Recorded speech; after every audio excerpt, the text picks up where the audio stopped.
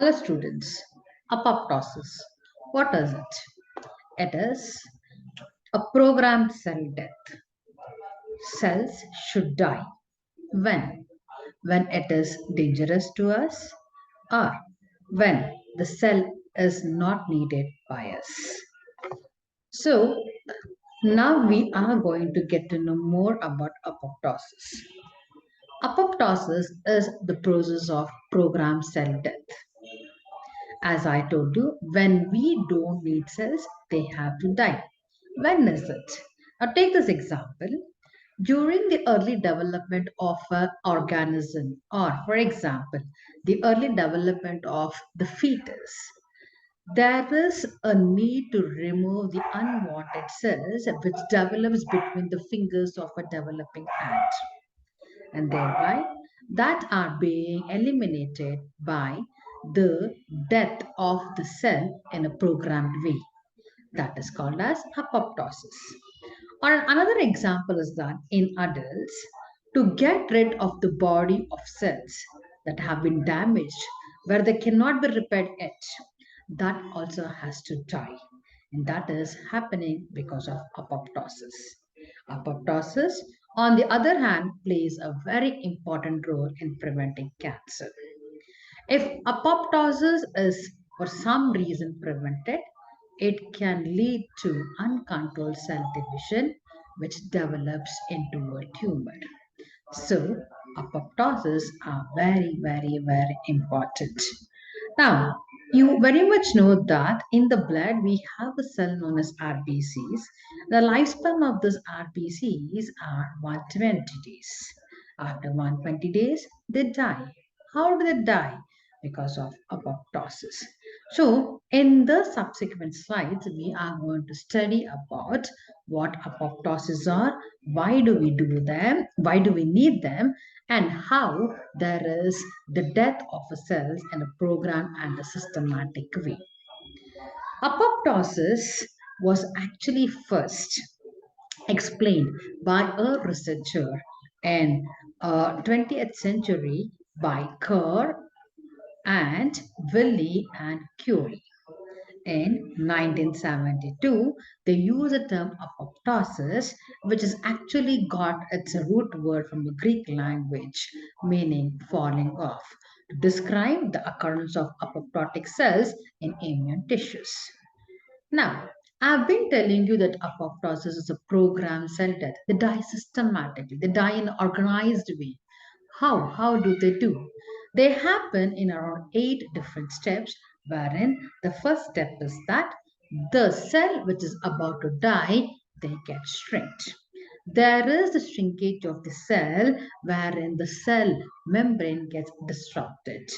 This shrinkage of the cell, what they do is that they will try to bring about the leaking of the contents of the cell, which might bring about the death of the cell. The next one is shrinkage of nucleus. In other words, the nucleus gets shrink because the DNA gets fragmented. They get fragmented in such a way that the DNA cannot code for the RNA. RNA cannot give rise to the protein, which are very much essential for the functioning of the cell. The third important step of as to how the cell die is that there is the loss of adhesion to the neighboring cells. Now, if you have a cell which is supposed to die, that cell they should come out separately. They should lose their adhesion with the neighboring cells, wherein only the cell which is about to die, they are undergoing this particular phases, whereas the neighboring cells get unaffected. If there is no loss of adhesion of the cell which is about to die to the neighboring cells, that might result in necrosis. So the main difference between necrosis and apoptosis is in necrosis, the neighboring cells gets affected, but whereas in apoptosis, usually the neighboring cells do not get affected. Why? Because the cell which is about to die, they come out separately because the glue between them gets broken off. When I say glue, it is a protein which gets hydrolyzed and thereby the cell which is about to die comes apart.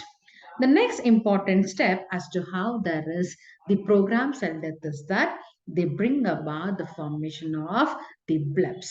What get blebbed out? It is nothing but the membrane. Okay, the membrane they will try to get externalized as like the small round like structures where we call them as what? We call them as blebs. Once this is happening, on the other side, mRNA is also getting degraded, which further cannot give rise to the proteins. And further, the DNA gets condensed and fragmented. Now, it so happens the cell is shrunk, the nucleus is shrunk, the cell is losing its adhesion to the neighboring cells, and then we see that the blebs are formed, mRNA is being degraded, and DNA is getting more fragmented.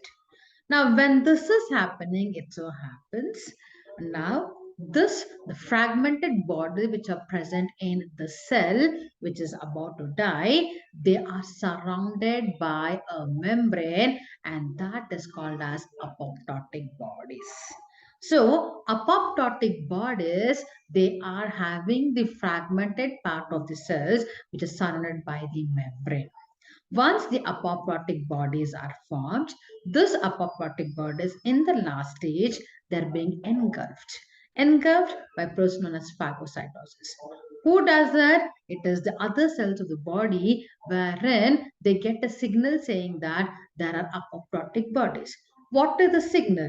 The cell which is about to die, they try to throw away a particular molecule known as phosphatidylserine, which is signal for a phagocytic cell to come and eat them off, and thereby it so happens they're not leaving any debris, and as a result they are not affecting the neighboring cells also.